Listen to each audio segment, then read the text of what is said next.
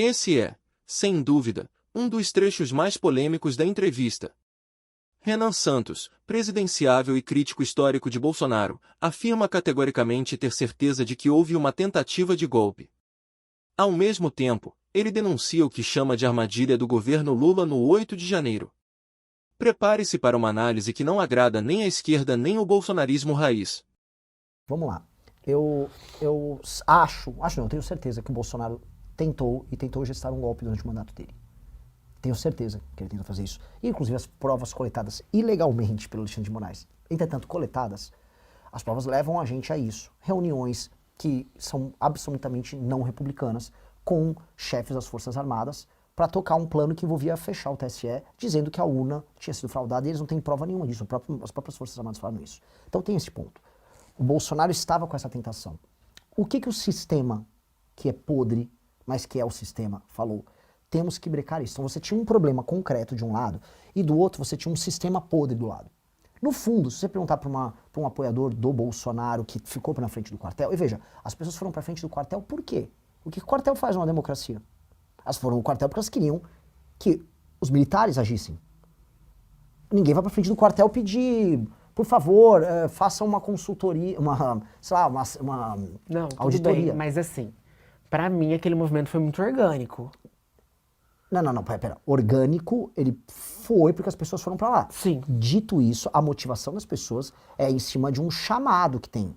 E o chamado que tinha é, a urna foi fraudada, façam algo. O Bolsonaro vinha, minha caneta é pesada. O que ele quer dizer que a caneta é pesada?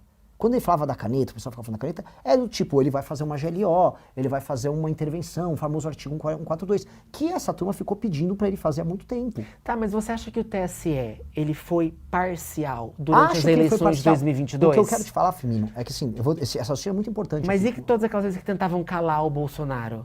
Não, pera. Pera aí, que não pode falar que o Lula fez isso. Foi absurdo. Não pode falar que o Lula é amigo de não sei quem. Fizeram isso com o Brasil Paralelo também. Pois é, então, mas assim, você acha então que o TSE foi parcial em 2022? Acho. Só que é muito diferente falar que a urna foi fraudada.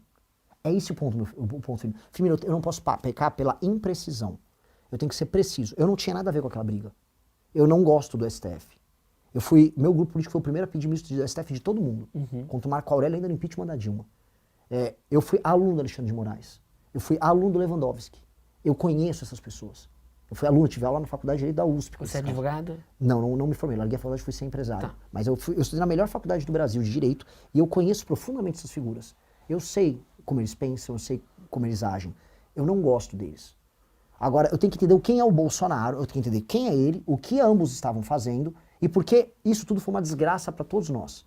O Bolsonaro não queria governar e o Bolsonaro tinha essas tentações. E a gente não pode negar as manifestações que eram chamadas. Tinha uma manifestação de 2021 que chamava Eu Autorizo. Autorizo o quê? Todos eles estavam falando. Autoriza que é uma GLO.